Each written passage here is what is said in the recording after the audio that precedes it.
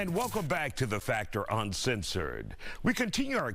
Well, that's not the right. So this is my mistake. I'm going to take this one. Let me scroll back. I went too far. All right, Sonora, you got me on this one. Welcome back to The Factor Uncensored. More and more Americans are cutting ties with their husbands or wives after they are over 50 years old. A picture just like that. Now, the fallout of what is now called gray divorce. We know many of you out there are watching are over 50, and you need this information. And what we wanted to do is give you the implication when it comes to dissolving that marriage after years, even decades. And joining us here on The Factor Uncensored, divorce attorney Lanice Lewis. Lanice, obviously, when we see older couples get a divorce over 50, there's a hard price, a heavy price to pay, especially for fathers. But what's the impact of older couples getting a divorce when it comes to their children and family bonds?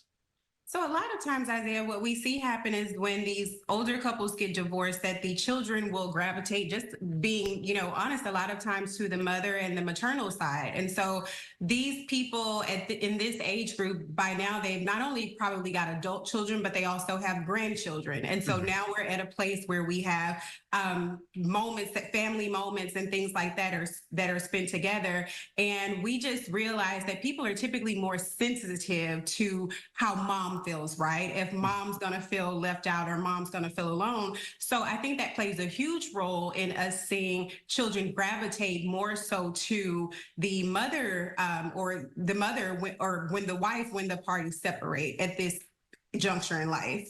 Now, it should be even more difficult if the father may have cheated on the mother. And they need to be there to emotionally support their mother. And then there's anger towards the father for breaking up that home. Absolutely. And so a lot of times we also see that these parties have stayed together. Children may have known that there was dysfunction, sometimes feeling like mom should have left dad a while ago if there was cheating. Adult children are definitely not oblivious to the different things that go on in the marriage relationship. And so there is this feeling of dad has betrayed mom, dad has hurt mom. And just realistically, men are more likely to start over and go and find, another a partner or something, right, after a divorce. Whereas the children are more empathetic with mom, who she's given what one could argue the best years of her life to this marriage, and now she's alone and may not may not as easily get back out into the dating world and, find companionship.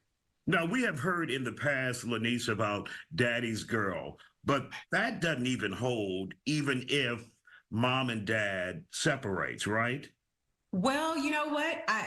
Surprisingly, it does. So I've had couples that have divorced after 20 plus years, and pretty unique situations sometimes where dads raised the children or were more hands-on, and those girls, they still love their dad. They have a bond that's indescribable with dad, and those are those unique situations where, yes, we love mom and we're going to be there for mom, but it does not take away when you've got a daddy's girl and there's a divorce or separation. Sometimes those are the situations where you end up with the children potentially gravitating more to dad, but not being dismissive of mom's feelings. And when you have an older couple that's over 50 divorcing, does it typically get ugly or is amicable?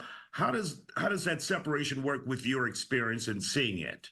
So most of the time, the issue is now property division, and we're not fighting. The ugliest divorces are really the ones that have children involved. At this point, we're not fighting over children, we're fighting over property. And so it can take longer, but I think that the law is just the law in terms of what can be divided. And so once these parties kind of wrap their heads around that, it's pretty straightforward. So it takes longer because people are having to grapple with the idea of, this is everything that I've worked for. This is everything I've had over these years. And you mean to tell me I've got to divide it? But it does not get, in my experience, these divorces do not get as ugly and nasty as those where the couples are younger or maybe we're dealing with small children.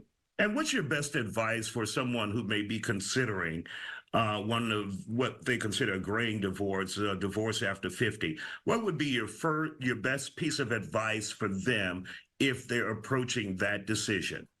I think that they need to have a conversation with the other spouse first and see if they can get on the same page. And if they can, start ironing out, what is this going to look like for our family moving forward? What are you willing to part with, and what am I willing to part with in terms of some type of property division? And if they can't get on the same page, then definitely seek out an attorney so that you can understand what all you all have as the community and what you will be dividing, so that you can know what's worth fighting over and what's worth letting go. All right, divorce attorney Lanice Lewis, always good to see you here on The Factor, and we appreciate your great advice all the time. Thank you, ma'am. Thank you.